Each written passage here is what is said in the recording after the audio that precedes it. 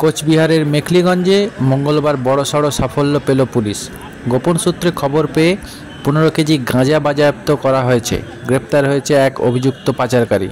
গোপন সূত্রে খবর পেয়ে চাংড়াবান্ধা পেট্রোল পাম্প এলাকায় এক যাত্রী বোঝাই বাসে তল্লাশি চালিয়ে এই বিপুল পরিমাণ গাঁজা আটক করা হয়েছে।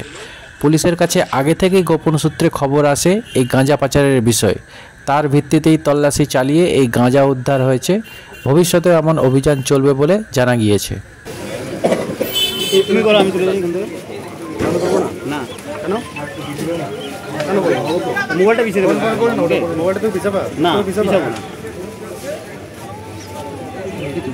একজন মহিলা একটা বাচ্চা স্যার, এসব কি বলবেন স্যার আমাদেরকে? ফোন করেন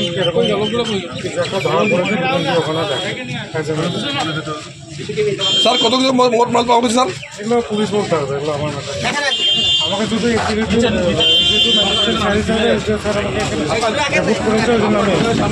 বাকি কি ধরা পড়েছে কি না পড়েছে ওগুলো পুলিশের ম্যাটার, ওগুলো পুলিশকে দিয়েছে। স্যার এটা কোথায় থেকে আসছে কিছু পাওয়া গেছে নামটা স্যার?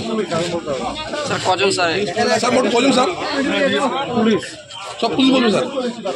ধন্যবাদ স্যার।